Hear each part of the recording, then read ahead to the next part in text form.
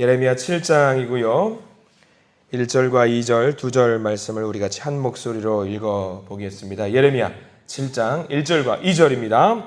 여호와께로부터 예레미야에게 말씀이 임하니라. 이르시되 너는 여호와의 집 문에 서서 이 말을 선포하여 이르기를 여호와께 예배하러 이 문으로 들어가는 유다 사람들아 여호와의 말씀을 들으라. 아멘. 오늘 이 말씀 가운데 하나님의 은혜가 넘치기를 간절히 기도하고 소망합니다. 우리 기도하는 마음으로 먼저 고백하겠습니다. 하나님과 동행하겠습니다. 우리 옆 사람 축복하면서 하나님과 동행하십시오. 아멘. 하나님과 동행하는 복된 날 되시기를 기도하고 소망합니다. 우리가 예레미야 6장 말씀을 우리가 어제 봤어요. 어제 6장 말씀을 한 문장으로 좀 정리하면 어떤 말씀으로 우리가 받아들이면 될까요? 기억하실 겁니다. 훈계를 받으라 라는 말씀을 하나님이 주셨어요. 7장 오늘 말씀도 여전히 그 분위기 속에서 말씀이 전개되고 있습니다. 이 훈계를 받으라, 오늘 여호와의 말씀을 받으라 라는 말씀이 선포되고 있지요. 우리가 1절부터 볼 텐데 1절에 이렇게 나와 있지요. 여호와께로부터 예레미야에게 말씀이 임하니라. 여전히 하나님의 말씀이 임하는 거예요. 훈계가 임하고 있는 거고 본격적으로 말씀이 전개되는 것은 2절입니다. 그래서 2절 우리가 방금 읽었죠. 너는 여호와의 집 문에 서서 이 말을 선포하여 이르기를 여호와께서 예배하러 이 문으로 들어가는 유다 사람들아 여호와의 말씀을 들으라. 어떤 사람들, 그러니까 이 말씀 하나님의 훈계를 듣는 사람들의 그 누군지 어떤 사람들이 들어야 되는지 나와 있어요. 누구죠? 여호와의 집 안에 예배를 드리러 가는 사람들이에요. 2절에 보면 예배를 드리러 가는 사람, 여호와께 예배하러 이 문으로 들어가는 유다 사람들아, 예배를 드리러 가는 성전을 향해서 성전 문턱을 들어가는 그 사람들아 여호와의 말씀을 들으라 라는 거죠. 귀한 사람들이죠. 예배를 드리러 가는 사람들 얼마나 귀한 사람들이에요. 예배를 드리러 가는 사람들의 모습 하나님이 얼마나 좋아하실까요? 얼마나 사랑스럽게 야 너희들이 정말 예배를 드리러 오는구나 기쁜 마음으로 이 사람들을 맞아들이실 수 있을 거 아니겠습니까? 근데 그 사람들을 길을 막으시고 예배 드리러 가는 그 길을 막으시고 그들에게 우리 하나님께서 특별하게 말씀을 더 전해주시는 거예요. 훈계를 해주시는 겁니다. 예배를 드리러 가지 않아서가 문제인 거지 예배 드리러 가는 것이 과연 뭐가 문제일까? 문제가 없어 보이잖아요. 예배 드리러 가면 하나님께 예배 드리는 건데 뭐가 문제인데 하나님이 그 사람들 전부 다 붙들고 훈계까지 하시나? 문제가 뭐가 있을까? 문제가 있으니까 하나님이 그들을 붙들고 말씀을 하시는 거 아니겠습니까? 뭘까요? 분명히 예배를 드리고는 있습니다. 드리러 가고는 있어요. 하나님께 예배를 드리러 가는 그 하나님이 대상이 맞아요. 근데 하나님이 그 예배를 받지 못하시는 거예요. 왜 받지 못하시는 걸까? 간단하죠. 예배는 예배인데 하나님의 임재는 생각하지 않고 드리는 예배입니다. 예배를 하나님이 받으시든지 마시든지 우리는 예배를 드린 겁니다. 나는 예배를 드렸다. 뭐가 중요한가? 예배 드렸으면 된 거지. 난 드렸어. 내 할 도리를 다 했어.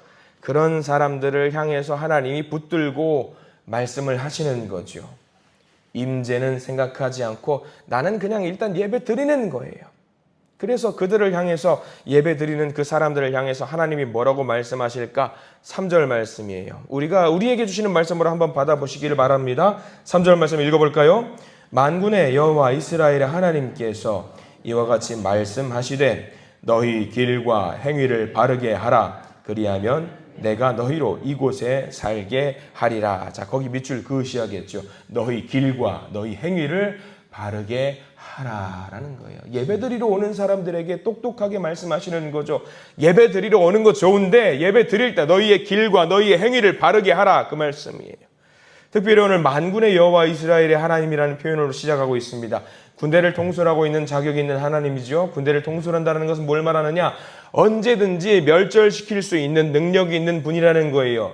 똑바로 예배를 드리지 않으면 군대를 동원해서 하늘 군대를 동원해서 천군 천사를 동원해서 다 멸절하시겠다라고 하는 선포의 말씀이시지요. 무섭죠.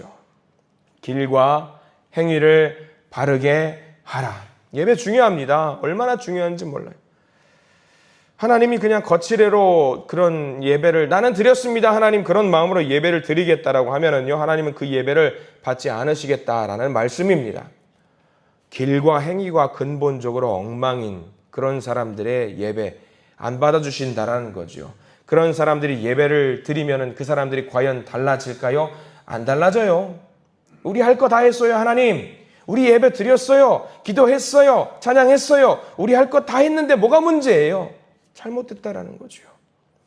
하나님을 간절하게 생각하면서 정말로 예배를 드리는 사람들이라고 하면은 우리 방금 읽었던 3절 말씀, 길과 행위가 달라져야 돼. 그들이 삶 속에서 보이는 그 길, 그들이 삶 속에서 보여준 그 행위가 달라져야 되는데 이스라엘 백성들은 예배를 드렸음에도 불구하고 길과 행위가 달라지지 않았어요. 오히려 믿지 않는 사람들보다 더 사악한 모습을 보일 때가 있었다라고 하는 거죠. 과연 그들의 예배를 하나님이 받으실까? 아니라는 말씀이에요. 안 받는다.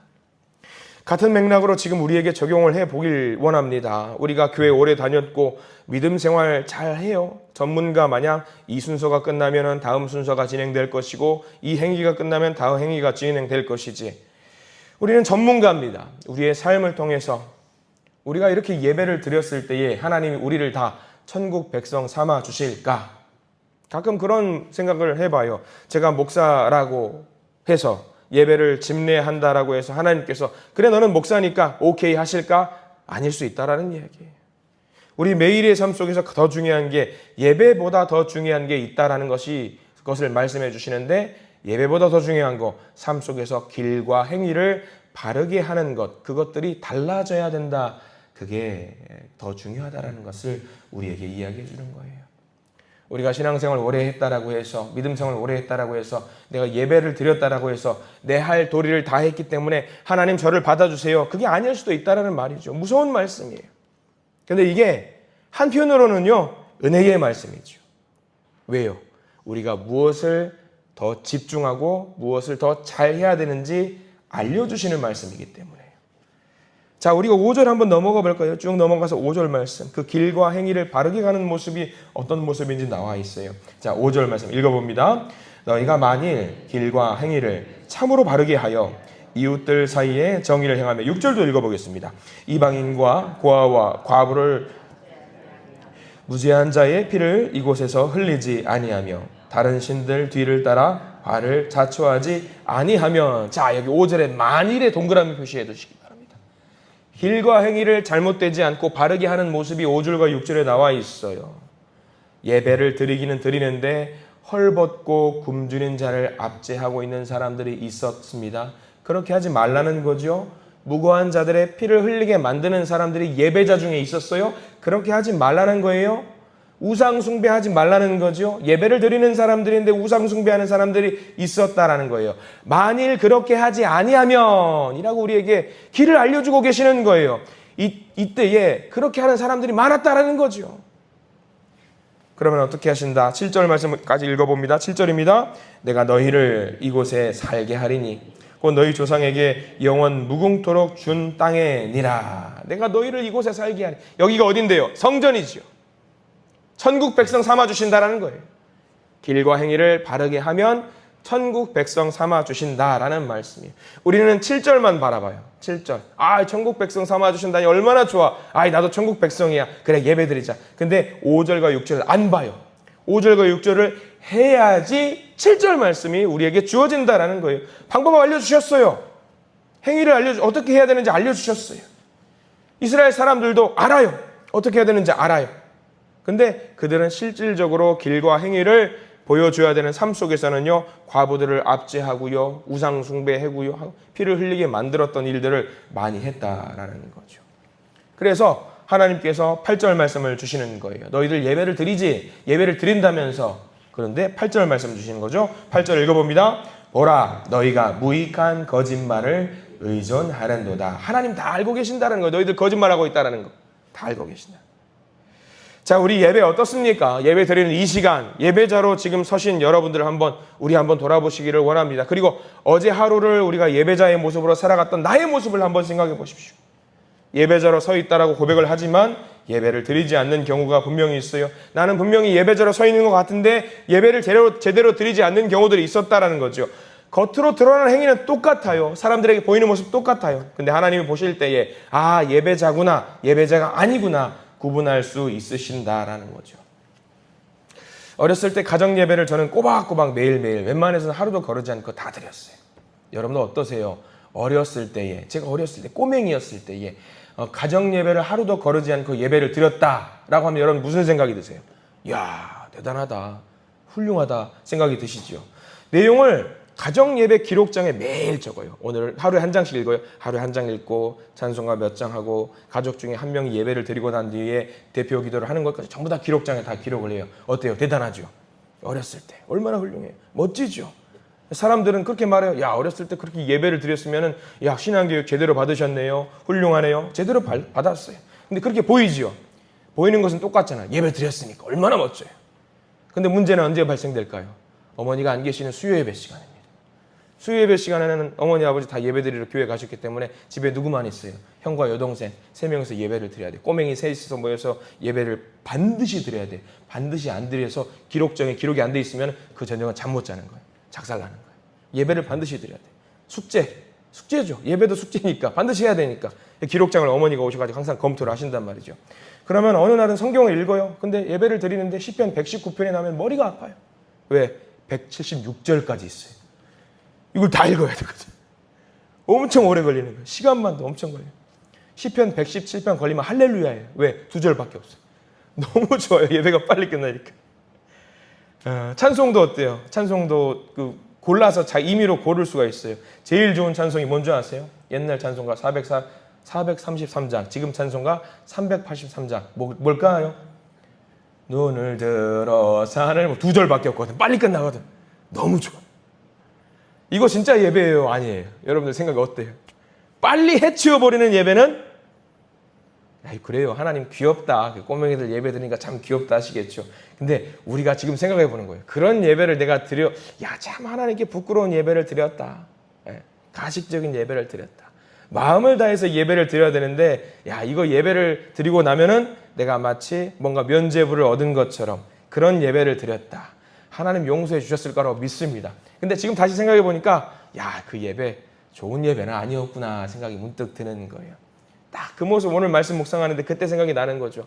우리가 예배를 드리는데 잘못된 예배를 하나님께 드렸을 때 하나님은 어떻게 하실까? 너희들 거짓말로 예배를 드렸구나 라는 이야기를 하실 수 있다라는 거죠. 굉장히 중요한 말씀이에요. 여러분 10절 말씀 쭉 읽어볼까요? 더 해주시는 말씀인데 10절 말씀 읽어봅니다. 10절입니다. 내 이름으로 일컬음을 받는 이 집에 들어와서 내 앞에 서서 말하기를 우리가 구원을 얻었나이다 하느냐, 이는 모든 가증한 일을 행하려 함이로다. 자, 그 10절 보세요. 내가 예배를 드렸기 때문에 나 다 했어요. 우리가 구원을 얻었어요. 근데 하나님이 뭐라고 하신다는 거예요? 아니라는 거예요. 예배를 드렸다고 끝나는 것이 아니에요. 예배 드리고 나서 뭐가 중요해요? 길과 행위가 하나님의 뜻대로 살아가는 그런 예배자의 삶을 살아가야 되는데, 나 예배 드렸으니까 끝이에요. 혹시 여러분들 새벽 예배 드렸으니까 나 오늘 새벽 예배 아침에 드려야 될 거 숙제했어, 이런 마음으로 드리면 하나님 예배를 받지 않으신다는 얘기죠. 이 예배가 드리고 나서도 문 밖을 박차고 나갔을 때에 예배자로서의 길과 행위를 바르게 가야 된다는 것을 알려주고 계시는 거예요. 11절까지 읽어볼까요? 11절 심판의 말씀인데요. 11절 읽어봅니다. 내 이름으로 일컬음을 받는 이 집이 너희 눈에는 도둑의 소굴로 보이느냐? 보라, 나 곧 내가 그것을 보았노라. 여호와의 말씀이니라. 하나님이 보시기에 우리가 예배드리는 이 모습이 예배가 아니라 도둑의 소굴로 보실 수도 있다라는 이야기입니다. 예수님께서 성전을 정화하실 때 하셨던 말씀 여러분들 기억하시죠? 내 집은 만민이 뭐하는 집이다?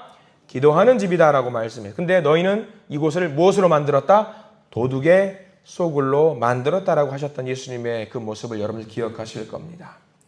도둑의 소굴로 우리가 만들어버렸으면서 하나님 우리는 예배 드렸으니까 괜찮죠? 라고 하면은요, 그 말을 우리가 하나님 들으시고 오냐 내 아들아 내 딸아 참 잘했다 그렇게 하지 않으신다라는 이야기예요.